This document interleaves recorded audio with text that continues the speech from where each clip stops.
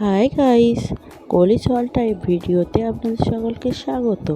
কিছুদিন আগেই চলে গেছিলাম পুরীতে যাওয়ার সময় আমরা চলে গেছিলাম শালিমার স্টেশনে। তো আমরা গিয়েছিলাম শালিমার টু পুরী এই ট্রেনটায় করে। তো এবার স্টেশনে দাঁড়িয়েছিলাম, আমাদের পুরী যাওয়ার ট্রেন চলে আসার পরে একটু সেলফিও তুলে নিলাম দাঁড়িয়ে। তো ট্রেনে উঠে পড়ে চারিদিকে দেখে নিলাম কোথায় কী আছে, কারণ আমরা ফার্স্ট টাইমে এই ট্রেনে যাচ্ছি, এসি ট্রেনে। চারিদিকে দেখে নেওয়ার পরে আমরা বসে পড়লাম আমাদের জায়গায়। তো আমাদের সাথে আমার বন্ধুরাও গেছিলো, তো তার সাথে একটু রিলসও বানিয়ে নিলাম। আর আমার মেয়ে বদমাশিও শুরু করে দিয়েছে, দেখো, বদমাশি ছাড়া কোনো কাজ নেই।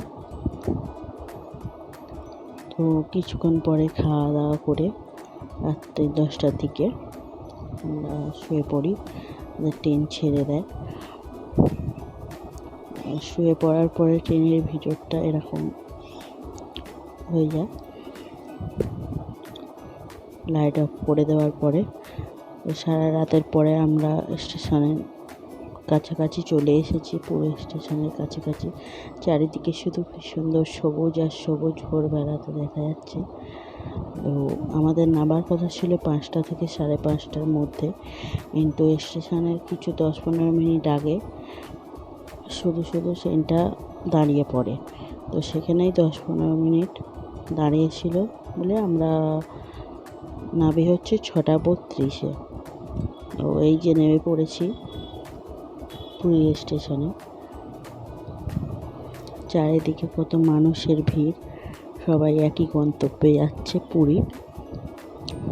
তো চারিদিকে ট্রেনও দাঁড়িয়ে আছে অনেক, 3-4টে। আমরা আবার রওনা দিলাম হোটেলের দিকে যাব। যে একটা কি সুন্দর বক বসে আছে,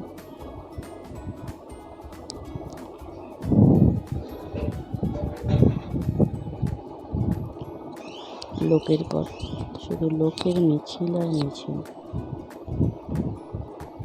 আকাশটাও মেঘলা করেছিল, ভাবছিলাম হয়তো বৃষ্টি হবে, কিন্তু বৃষ্টি হয়নি। গরম প্রচণ্ড ছিল।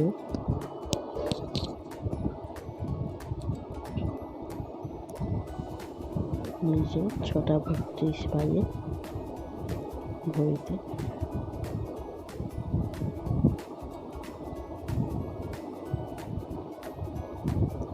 স্ন্যাক্সের দোকানও খুলে গেছে স্টেশনে।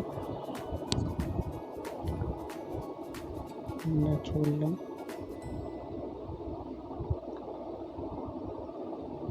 কিছু কাজ হচ্ছে হয়তো স্টেশনে। আমরা একটু ক্লান্ত হয়ে পড়েছিলাম বলে দাঁড়িয়েও পড়েছিলাম। আর আমার শ্বশুরমশাইয়েরও শরীরটা ভালো ছিল না, হাঁটতে পারছিল না বলে, এই জন্য আর একটু দাঁড়িয়েও ছিলাম।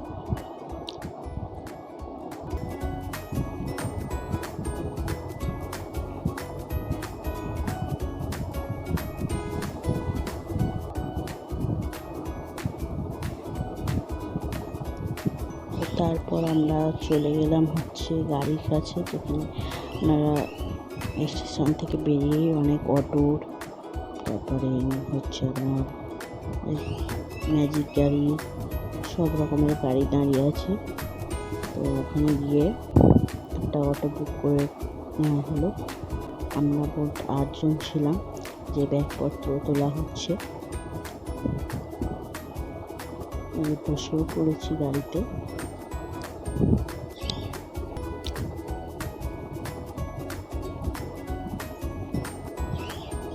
এই যে গাড়ি থেকে নেবেও পড়লাম।